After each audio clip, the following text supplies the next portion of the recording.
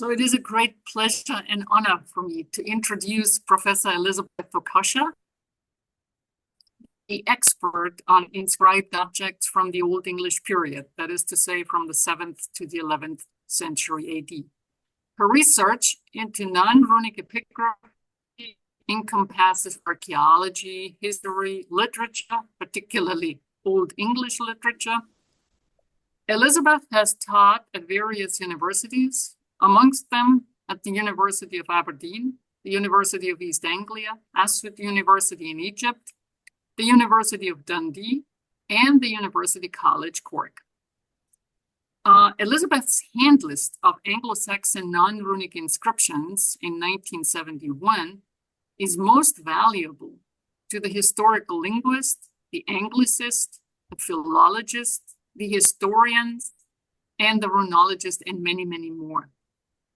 In her first hand list, she presents descriptions and transcriptions of 158 inscribed objects from early medieval England and Scotland, including jewelry, sculpture, and weapons, and some very, very notable objects, including the Ruthwell Cross, which we heard a paper on last year on its liturgy and text, and then the Alfred jewel, which is actually on your poster, very, very beautiful object, and the Frank's casket, which is also a very outstanding object. It's a box made of whale's bone, and it has inscriptions, Old English inscriptions in runes, and it also has inscriptions in the Latin script in Latin. So her hand list of 1971 was only the beginning. More supplements followed, and so now we have an overwhelming edition of non-runic inscriptions in early medieval England and Scotland. But Elisabeth also worked on manuscript texts, published in 1968 the first transcription and translation of what Leningrad bead, which is now called the same bead. In 2009, she was part of the British Museum team to examine the Staffordshire hoard, and she found that 16 biblical quotations with hoard's objects, and only 2 of them come from the Old Testament. And allow me just to say a word on the Staffordshire hoard. It is the largest hoard of Anglo-Saxon gold and silver metalwork yet found.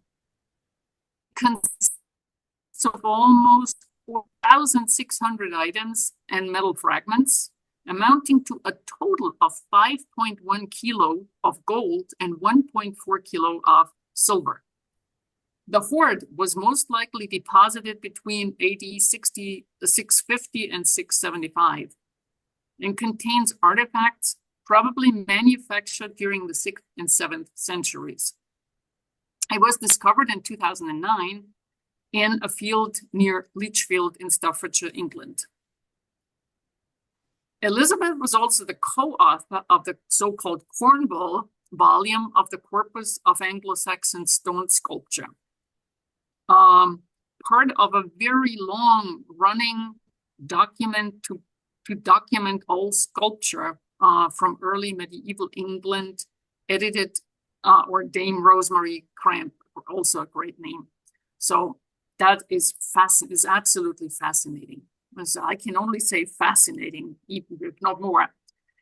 So amongst her many publications in many fields, I would like to name one more, and that is her 2011 publication on women's names in Old English, which is very interesting and overwhelming for me, particularly with all our runic names, where we don't know what to do with them. So I could only pick a few things because her list of merits and publication is so long. And I will stop now to give you the chance to listen to her presentation. Thank you very much. Thank you, Gabby. Before starting this talk, I would like to thank you for inviting me to speak to you today. It's always a pleasure to me to talk about non-runic inscriptions, particularly to an interested audience who actually knows what an inscription is. I'd also like to thank all those who provided me with images to use to illustrate this talk. In addition, I want to stress at the outset I'm using the term Anglo-Saxon to refer exclusively to the culture, history and peoples of those who lived in England between the 7th and 12th century. I refer to the vernacular language they spoke and wrote as Old English, and I use the term non-Runic to cover all varieties of Roman script used to write Old English or Latin during this period.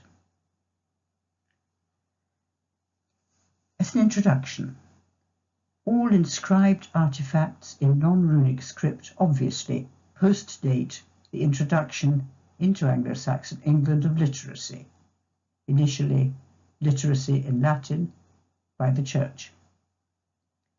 Literacy at this early date implies the ability to read. It's hard to estimate how many of those who could read could also write, but very probably not all of them.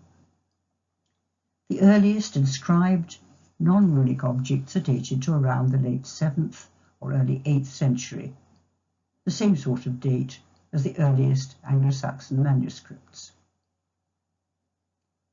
It's usually accepted that literacy remained largely, though not perhaps entirely, under the auspices of the Church, at least until towards the end of the Anglo-Saxon period, that is, the late 10th or early 11th century. By then, literacy was also becoming an important secular tool. For example, in the copying and writing of literary texts, prose and poetry, as well as of legal texts, such as laws, charters and wills.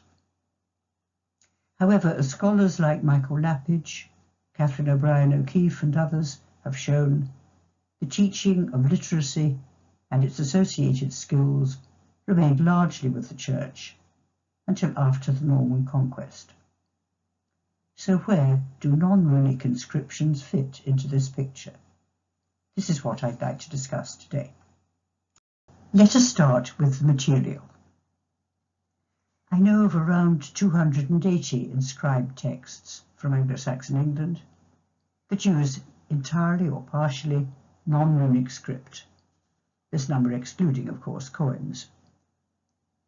However, I do not anticipate 280 as being a final number. Newly found inscribed objects certainly keep appearing, some found during excavation, for example at religious sites like the northern monasteries at Lindisfarne and Hartlepool. Others are found by chance, as when the Staffordshire hoard was discovered in a field. Fairly often these days, new texts are on small metal objects discovered by metal detectorists, a fact that makes me really quite enthusiastic about the activities of those who detect metal. These 280 inscribed texts occur on both stone and non-stone objects. The one on the screen is one of a group of around 6 or more small stone grave slabs, so-called name stones, from Hartlepool in County Durham, all of which probably date from the early 8th century. The text on this one contains Alpha and Omega in the top 2 quadrants of the incised cross, a reference of course to the biblical book of Revelations 22:13. In the lower 2 quadrants is incised an Old English name, Berchtgid for Berchtluth, with 1 name element in each quadrant. The stone was found inside the grave and shows very little weathering. This may suggest it was buried inside the grave, or perhaps that it fell into the grave shortly after its erection.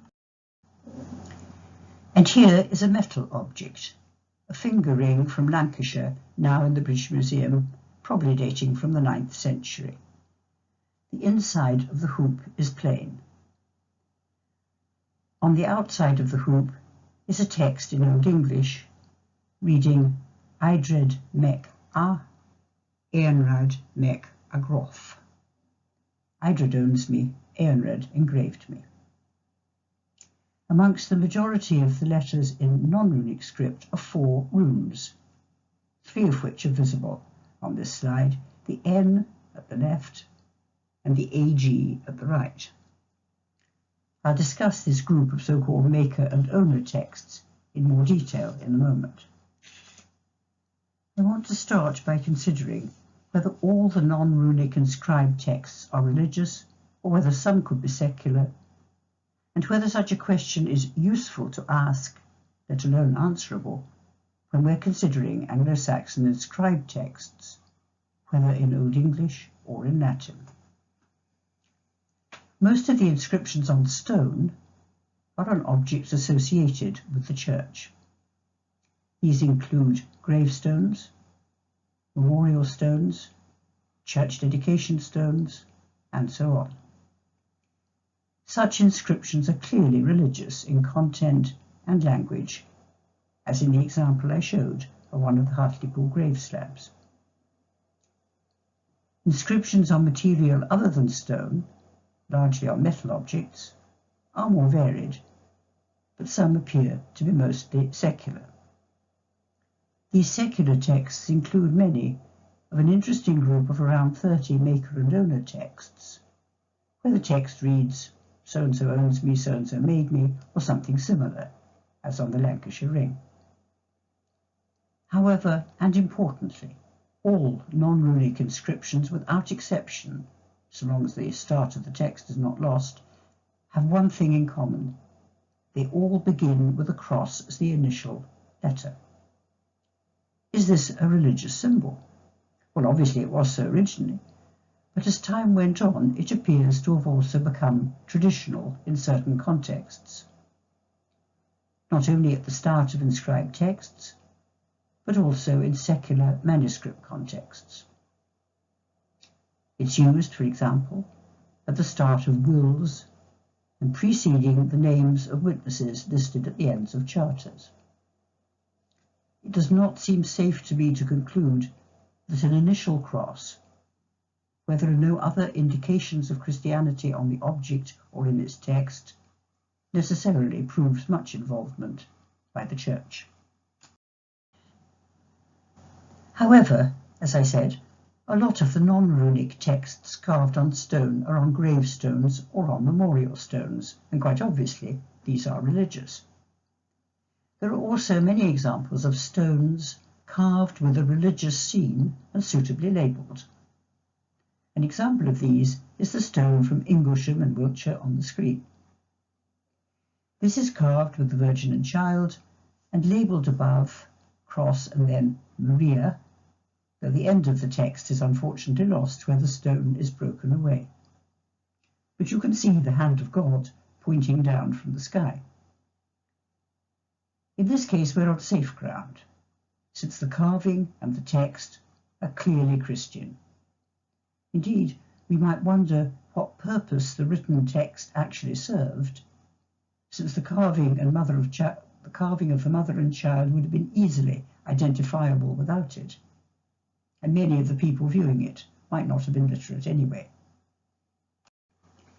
Another example is a stone from Ipswich in Suffolk, a late stone, probably dating from very late in the 11th century. Here a ferocious dragon is being valiantly fought off by St. Michael. The main text on this stone is in rather ungrammatical Old English. It reads, "Herr Sancte Michael fecht with seine Drache." Here St. Michael fights, or perhaps fought, against the dragon.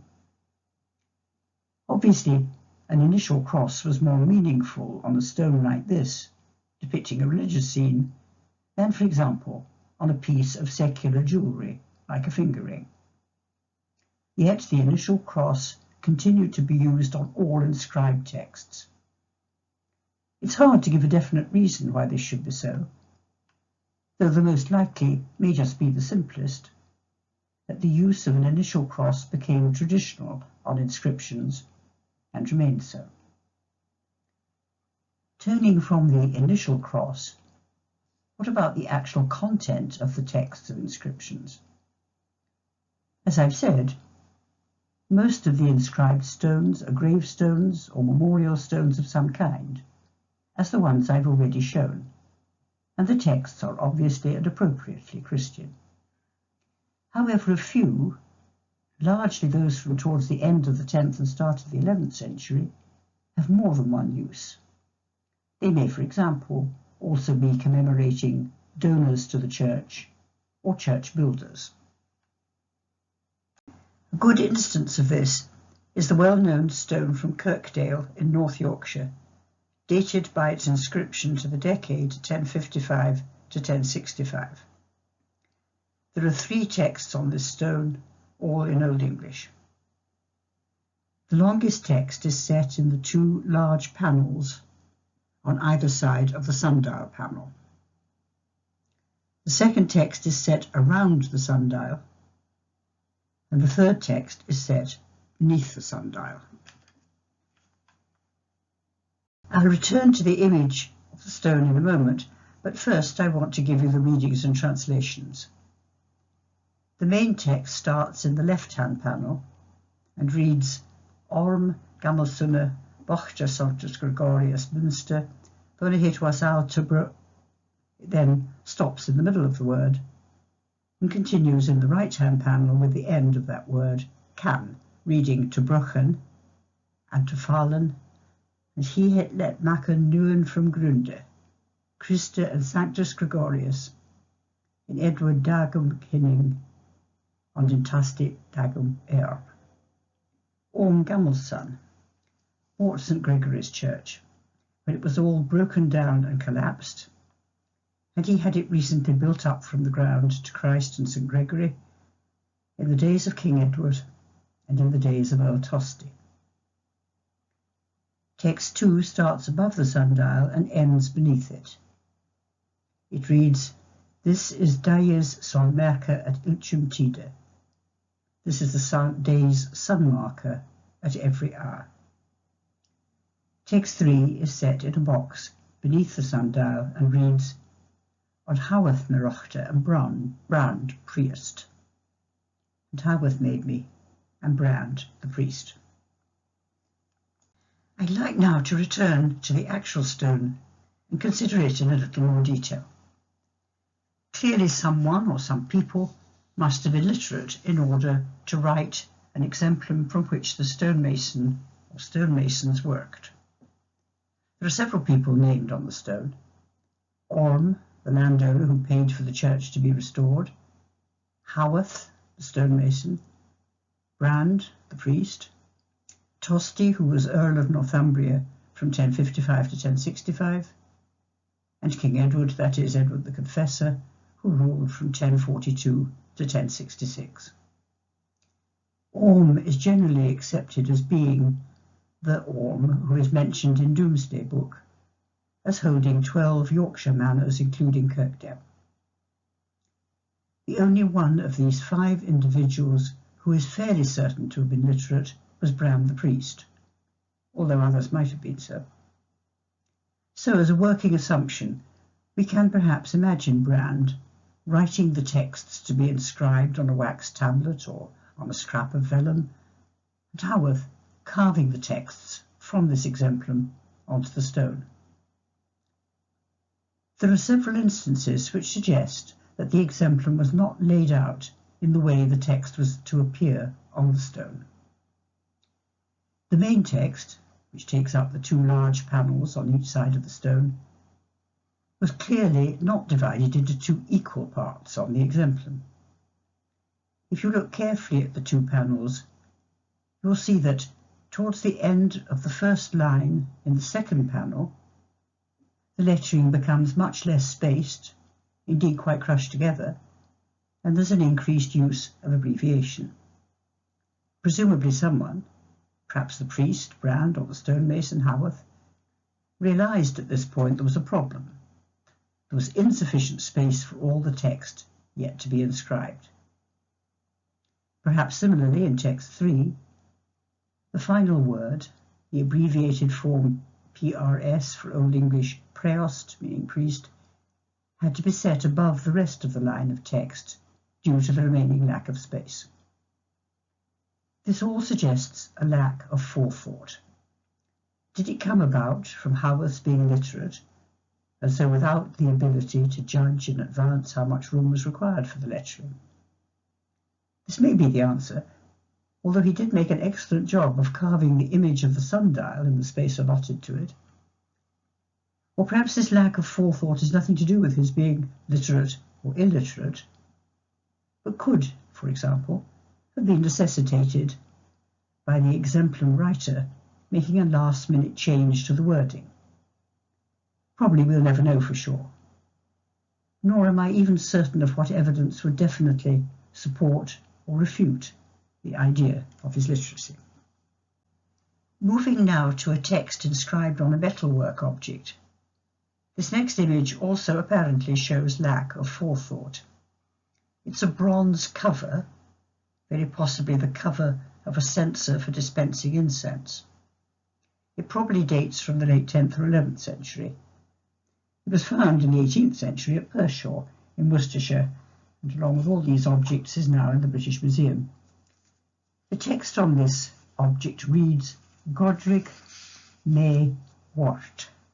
Godrig made me, where the final letter T is set on the side of the animal head, presumably due to lack of planning in advance of the space required. Grammatically speaking, we would in fact expect a final letter E to form the correct spelling of the past tense worte he or she made, but there's no sign of this. This lack of space was worsened, of course, by the craftsman or woman using two letters, W and V, not just one, to indicate the initial letter W of this word.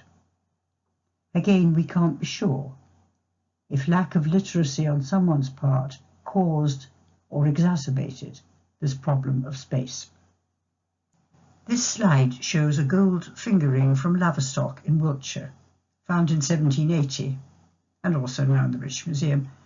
It's inscribed with the name Ethelwulf Rex, generally accepted to refer to King Ethelwulf, the father of Alfred the Great, who ruled Wessex from 839 to 858 CE. It could have been a personal possession of the king, or perhaps a ring given by King Ethelwulf to someone else. The text is perfectly clear, but you'll notice that the letter T is upside down.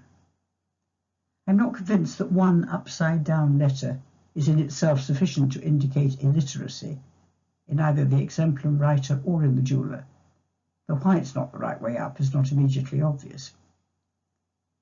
Although certainty is clearly not possible, I've always worked on the assumption that the actual carvers of the text on stones, or in the case of non-stones the jewellers or craftspeople, were very likely not literate, and would therefore have required a written exemplum to copy.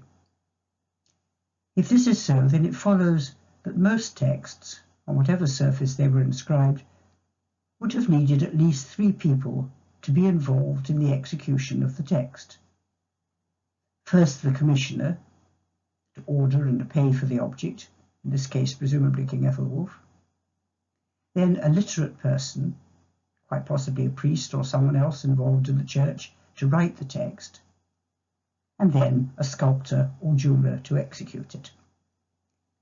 Only one of these 3 would have needed to be literate, the person who wrote the exemplum, though the others may have been so. As I've already noted in the case of this ring, literacy did not apparently preclude letters being written upside down. I seem to have spent a lot of my life pondering this question of who was literate, who was not, and what evidence would prove this. I have, for example, considered texts that were badly spaced, like the Kirkdale texts, but as I've already noted, there are other plausible explanations for this. Then there are texts where a letter is upside down, as on the Laverstock ring, or reversed or set sideways, as sometimes happens with the letter S. Another not uncommon usage is to fill up space at the end of a text with random letters, perhaps just to avoid leaving a blank space. A good example of this occurs on the 9th century ring from Bodsham in Kent. The Old English text on the ring reads Garmund mek a in, that is, Garmund owns me, followed by the letters I-M. I think that the most reasonable explanation for these last two extraneous letters is that the jeweller reached the end of the text on the exemplum and found that he or she had a space left on the ring. So either the jeweller or the literate person involved suggested the insertion of the extra letters I-M, two letters quite frequently to be found following the letter H in Old English, as for example in the Old English word him. Such a stratagem would hardly have worked well, of course, unless Garmund himself was known or believed to be illiterate. I've now decided I'm never going to definitively solve this question of literacy in inscriptions, and I gladly leave it to be discussed and hopefully solved by others in the future. However, the question of religious versus secular texts can be explored a little further. As I said earlier, there are several maker and owner texts, some runic, but the majority non-runic or using mixed runes and Roman letters. Most of these are inscribed on small objects like rings and brooches, and taken together, a group of around 20 objects can be isolated, since, discounting the initial cross, their texts themselves indicate no sign of any religious content. However, a few of them, like the censer cover from Pershaw, are clearly religious objects, in the sense that they're inscribed on objects associated with the church. But there remains this sizable group containing, for example, the three rings I showed, from Bodsham, Lancashire and Laverstock, whose texts are not overtly religious. The Bodsham ring names the owner, the Lancashire ring names the owner and the engraver, and the assumption is, since there's no verb, that the Laverstock ring names the owner. However, the decoration on some of the objects in this group is certainly religious. For example, the Agnus Dei on a ring from Sherborne, which also contains the name of Queen Ethelthwith, the sister of King Alfred. Or indeed the cross in the decoration of the Laverstock ring. Even though the texts as such contain no religious content, it would be ridiculous to argue that objects like these were totally secular. Clearly, this whole question requires further thought. Another question that deserves consideration is this: does the evidence from inscriptions suggest the likelihood of large centres from which inscribed objects could be made to order and bought? Such a suggestion has recently been made in the case of coins by Richard Gameson. This seems inherently more probable than thinking, for instance, of small, often rural churches having their own resident top-class jewellers or craftspeople. However, probability is not certainty, and this is another question that deserves further work.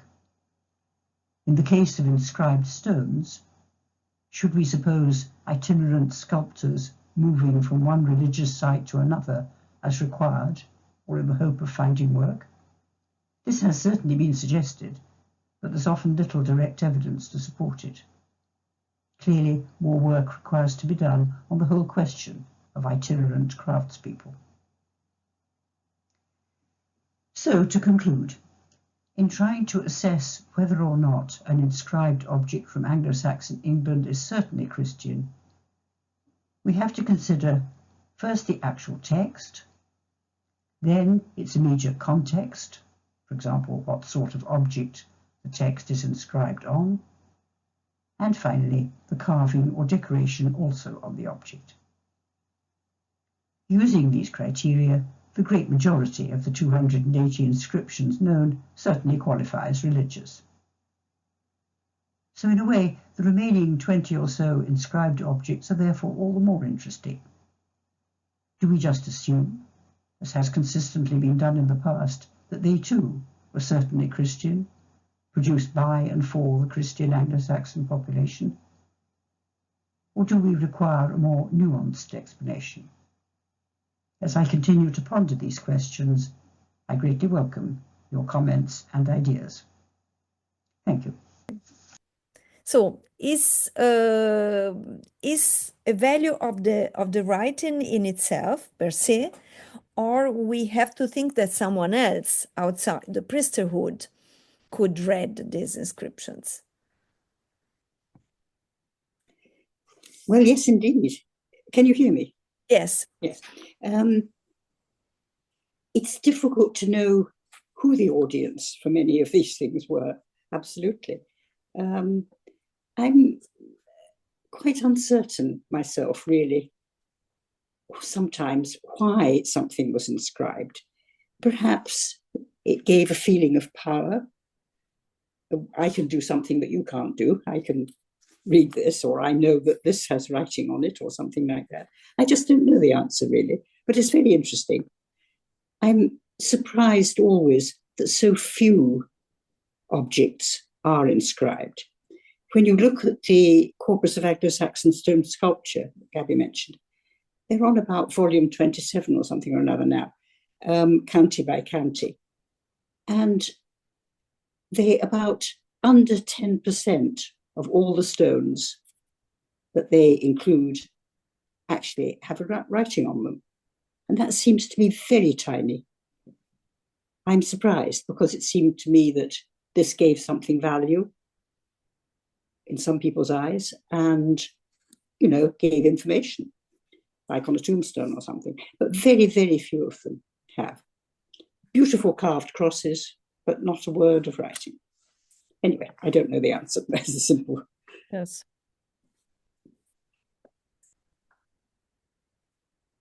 Yes, thank you. Great issue. Mhm.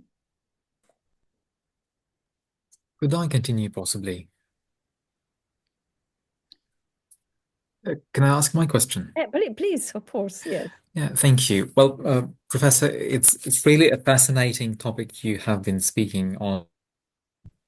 And there are so many wonderful objects. I guess one might discuss every of these objects, hoping to get the best answer ever. Something which I would like to go back to is that wonderful Ipswich Yes.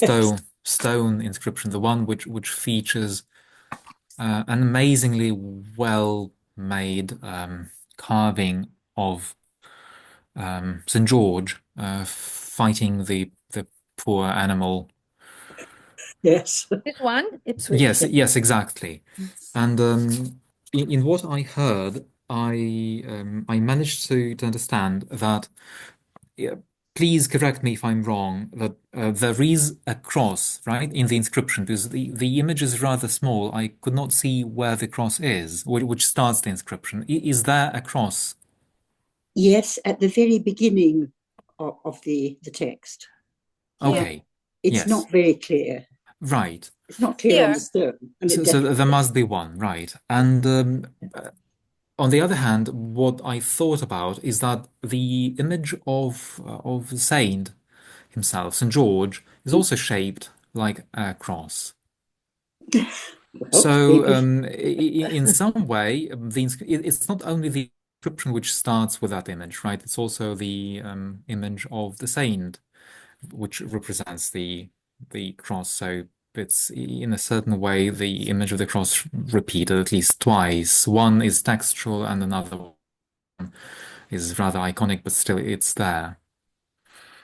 And an interesting point, I think, something I'm thinking about now is why they would place this image in exactly the same order as we're looking at it now. Why is the saint on the left side and the dragon is on the right side? Why not the other way around? What would be the perceptual meaning of this? So obviously, people who are now used to reading left to right might start perceiving this image from the left side, moving their eyes towards the right side. So the first image which we see is the image of the saint fighting, as well as in the text itself, the image of the cross there. So, do you think that in some way, in any way possible, could have been aligned? Do you think there was a previous tradition not only of using the image of a cross at the beginning, or both at the beginning and the end of the textual inscription, but also how in parallel could these inscriptions be with the image depicted? That's very interesting, isn't it? And it's not something I'd thought about very much, I have to say. I think, well, my feeling would be that as you look at the stone, your eye is, first of all, you notice the dragon.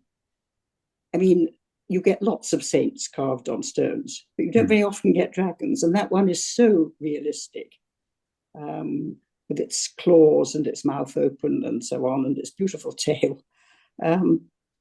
So in a way, I feel that the stone is interesting because the audience's attention is not on the text, not on the poor saint, but much more on St. Michael. In fact, it tells you it is, not St. George. Oh, sorry. Yeah, no, I'm just remarking. And instead on this dragon. But now, whether that is a modern way of looking at it, or whether the original audience would have been much more focused on the saint and much less on the dragon, I don't know. Just that you get saints all over the place on stones, but dragons, no, rather rare. And it's a beautiful dragon. It is, yeah. It's easy for me to get confused because of the recent St. George's Day, I mean, the 23rd yes. of April. And well, one would expect, but just because it says St. Michael, yes. Right. Anyway, obviously, it's so difficult to make head or tails of what the idea behind placing the images in that exact order possibly was.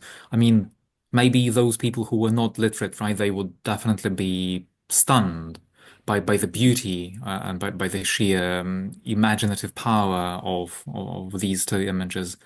The fighting saint and the dragon, and the shield in the middle protecting the saint from the evil, apparently, right? Evil dragon, yes. Yeah, it's pretty allegorical, but the inscription is there too, and there's a cross, as you said. Is there a second cross at the end of the inscription?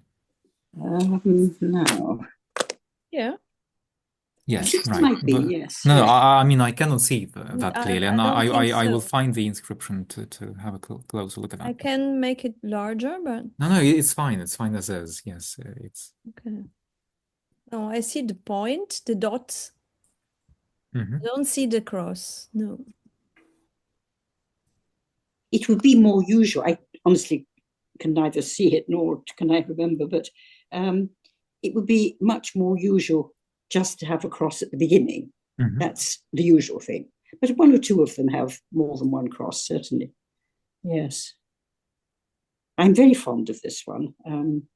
It is spectacular, right? Isn't it? Isn't it? Yes. It is wonderful. It is wonderful. Yes. And I'm ashamed to admit, but it's never too late to admit one's ignorance, is it? That it's the first time I'm looking at it. So yes, Really? Yes. Well, it's worth looking wonderful. at the actual stone. It's very, very interesting, and it's still there in Ipswich. I think it was in a disused church for a long time, but then they made the disused church into a museum, and I think that the stone went along with it, as it were. Yeah. I have a question about this stone. Yes. Are we sure that we cannot probably be that this stone was isolated? There was only one, and it didn't belong to a sequence of stones or another stone at the beginning. That would explain the position of the saint in respect of the dragon. And well, that's right. Yes. What is astonishing for me is that it is, so to say, a paratactic composition in which the saint and the dragon have the same value and on the same level. They are not, as usual, the saint overwhelming so on the dragon. They No, have the same, the same height, the same. So they are, and they are divided only by the shield in in the middle. the That's middle, and not even in the middle. The dragon is given rather more prominence. yes. Yes. I don't know. It has been suggested it might have been one of a whole set of carvings around a church wall or something, but no others have ever been found. So Yes. who knows? Yes. But I really love the dragon. I think he's so fierce. And if there was more than one, the next stone could have shown St. Michael having killed him. We may get a slightly wrong idea by just having one stone that this was all there was, may have been, but may not, and that therefore we are not sure is St. Michael going to win, but clearly he did. The inscription on the left of the saint has a connection with the text on the right. Is it alone? Yes, it's very unclear what it actually says, but I think it probably says St. Michael, identifying which one is the dragon and which one is St. Michael, which you would have supposed an audience could have managed, but maybe not. The main text, you see, is the bit underneath. Yes. Yeah. No, it just names him, I think.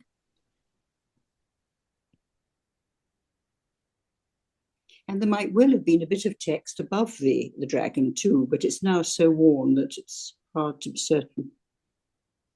So here up. Yes, up there, yes. Far, that should be, yeah, it seems. And in this respect, Professor, if I may, just looking at the way the object had been executed, could we possibly assume that there could have been two stages in the process of executing the final object, one of which, and possibly the earlier one, the prior stage, would be cutting or carving, rather sculpting, the imagery, and the inscription coming later, given the way in which the words seem to have, in a beautiful way, but rather in a way which the modern perspective might possibly consider to be rather out of line or divided into pieces. So, sorry, I will possibly clarify my point. So, would it be all right to say that first they would rather focus on sculpturing the images of the saint and the dragon, and then maybe thinking that was of a smaller, somehow, I don't know, lower value, adding the inscription? It's a lovely idea. Why not? Certainly, the vast majority of people going to St. Nicholas's Church in Ipswich would not have been able to read at this date. So, of course, the carving is of supreme importance and has to be self-explanatory for them. The question then comes, why did you bother to write an inscription? But you see, perhaps somebody was proving that they were literate and educated and something like that. This is very late. It's towards the very end of the Anglo-Saxon period, or a little bit later even, just after the conquest, possibly. So I don't know. More people by then could have been able to read, I suppose. But not sure. Sorry, go on. No, thank you. I absolutely agree with you. But a related question might be: could we speak about two different hands, one doing the carving and the other one doing the writing? And also, could we speak about different times of carving and writing? So, could carving have been made? The text inscription, could that have been added later? In some cases, this is clearly possible. And here would be one where the writing seems to be fitted in around the sculpture. Right, yes. But others, like the Kirkdale sundial, for example, are not really quite like that, because the main text was obviously intended from the beginning to be on those two side panels. But it wasn't very carefully done. as I pointed out, and also the other texts on the Kirkdale stone were rather fitted in around what was already carved. I think it's, I pointed out how some of it is beneath the sundial where you would expect it not to be, and this sort of thing. So, yes, I don't know. I think that the truth is that we know so little factually about stone carvers, who they were, their level of knowledge of literacy, carvers who could do fantastic things like the dragon here, and St. Michael indeed, and then the writing rather poorly constructed. A different person, possibly, or just that it was easier to carve a nice dragon than to copy a text. I don't know. But curiously enough, typologically, that approach would not be different from what we saw in the mid-20th century when the culture of comics became rife. I mean, usually there might be two people, more people working on creating the images, coloring things in, but also someone who was skilled at calligraphy would add the writing. So these would be different hands. So in a way, what we're looking at is a 1,000-year-old comic strip. Possibly so. And indeed, there may have been other carved panels. It might indeed have been a strip, yes. Yes. And another point, if I may still, maybe I'm taking up too much time, maybe there are more questions, then I will keep that till later, possibly. Oh, okay. Please.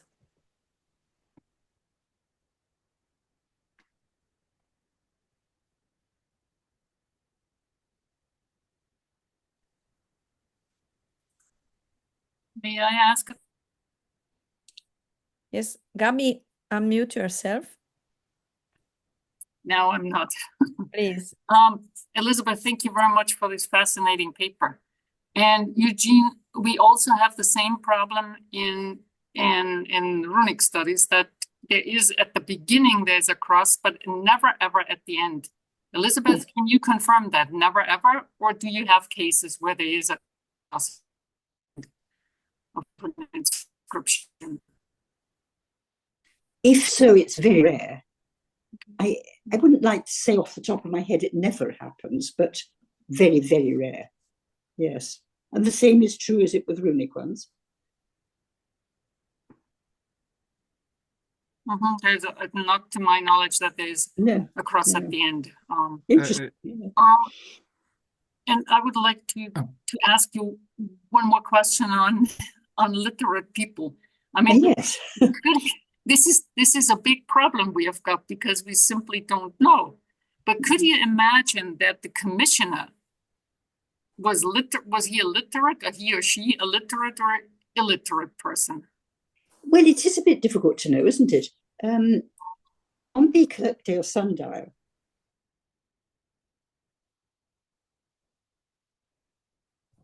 this landowner, he says so, and his name is in big, big letters compared with the rest of the text, where the writing gets smaller and smaller as you go along.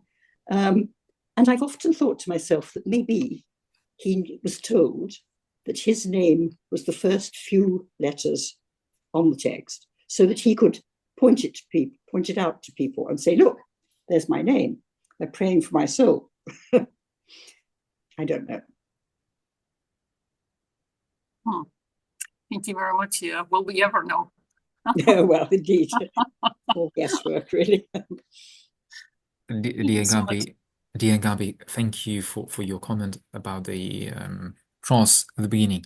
I'm now looking at the Bodsham ring, if I pronounce the name correctly. Yes. And that wonderful ring which has two characters squeezed into one panel, HI, well, what looks like to be HI, and then comes M, and then comes the cross. Yes, if we can see that, that would be lovely.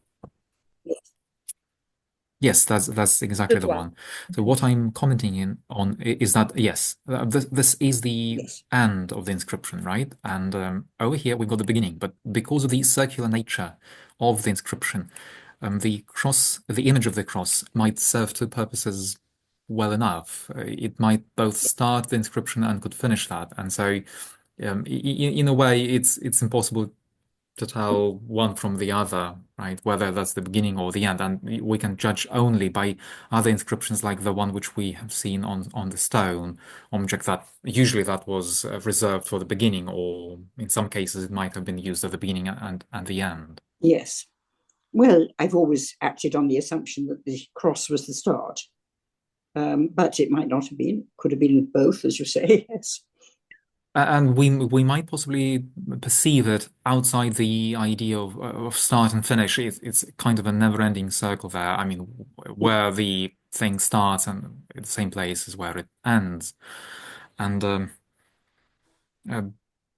well, it's so fascinating. I mean, there are so many different ideas which swarm in my head, and that one which I wanted to ask you about, the fact that you pointed out that there are so many religious objects and very few, or much, okay, fewer, which are not religious. Is it possible to, commenting on that, is it possible to,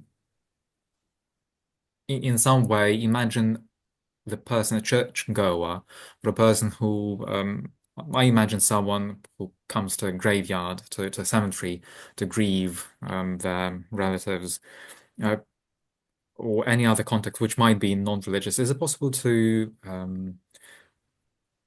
somehow remove the person from that religious context in general? Would it be right to say that the context of the time would be mostly religious in many aspects?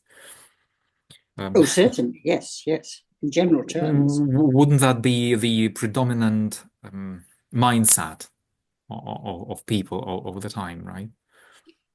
I think so. But let me put a point to you. The stone, I think the very first stone I showed, which is very clear, not a sign of weathering or anything. Yes, that one, exactly, thanks. Now, that, it seems to me, very likely was actually buried in the grave from the beginning.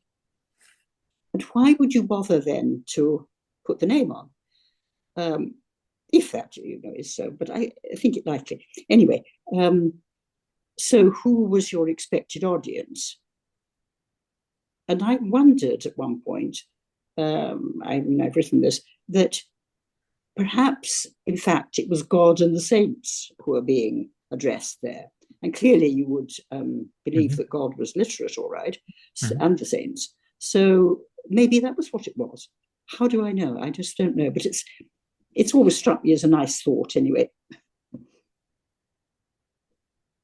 Well, I perfectly confident that could have been the case, right? God as the reader, or yeah, makes perfect sense.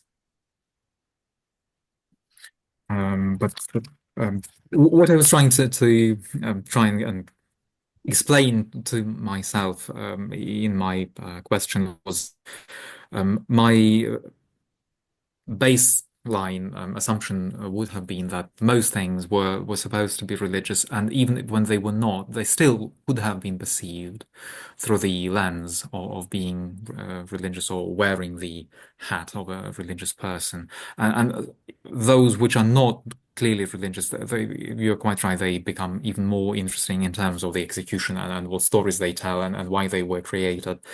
And in this respect, if I still may ask you another question, what would the possible connection be with the preceding tradition, cultural tradition, not only of the Germanic kind, but also of the Roman kind? Could it be assumed at some point that some of these objects introduced from the continent, imported, if you wish, so that not only there would be a kind of an exemplar in terms of what the language or the text might be, someone had me made, but also the imagery itself might have been, if not derivative, but at least relying on the preceding tradition, and not only of the Christian nature, but also of the what they would believe to be the pagan nature. Because clearly, the saint fighting the dragon cannot be more reminiscent of, say, the context of Beowulf fighting the dragon, Yes, right? indeed. Or King Arthur and the red and the white worm, fighting each other. Mm. Yeah, all those things. Yes, indeed, indeed. Yes, there are quite a large number of inscribed Roman stones, of course, from England, and a few in Scotland as well. And they are certainly religious, most of them, in terms of the Roman belief and so on. And I've often wondered how far that had a sort of knock-on effect, and you simply translated everything into Christianity and when you were doing your stones. I just don't know, but it's possible, isn't it? Yes. It is. And Yes, sorry, I was going to say No, that certainly the Anglo-Saxons knew of these Roman stones because sometimes they reused them, not perhaps very politely, if they obviously thought that they were, pagan, but they certainly did. Certainly there's a couple in Cornwall where that happened, where there's quite an overlap between the Roman occupation of Cornwall and the way that they wrote things, and then the later more Anglo-Saxon type one. So that's an interesting point too, I think. Yes. I don't know. But I don't know either. It's just something which is on my mind, and it's so interesting to try and trace a possible cultural impact which the previous culture might have had on the following culture. Yes. Especially given a pretty large number of those Roman gravestones. But maybe the last point before I shut up, that being the cursed tablets, which near Rome, I think, there was a rich collection of the cursed tablets, which were, I think, in Latin called Inscriptiones, which would have the names of the horse riders or the chariot riders, which would be later turned into form a kind of a tube. Inscripciones, yes. Yes, Inscriptiones, right. Yeah. And those were buried, actually. So Really? who was the supposed audience of that? Apparently the gods of the netherworld. Presumably, yes. Right. And in that way, again, typologically, it makes sense that someone might write the name of the deceased and put it or place it in the grave, hoping that maybe God or angels or someone might know the name. Yes, and on the day of judgment or whatever, that they would be resurrected and they would know who they were. Or that as well, right? So sometimes it's interesting that not always the inscriptions were meant to be seen by the living people. It was enough to know that the inscription was there. It was working in its own way. But you can't always tell, of course, how long they, were upright or then fell over. But it was just that one in particular is so clear that it can't have been in the wind and rain for very long in Hartlepool. Before it was in the grave. So I don't know, yes. It's a very interesting point, isn't it? And the comparison you make with the earlier ones, indeed. Yes. A lot more work could well be done on those. I mean, a lot of work's been done on the Romano-British stones, but as a group, not comparing them much with anything else. Thank you.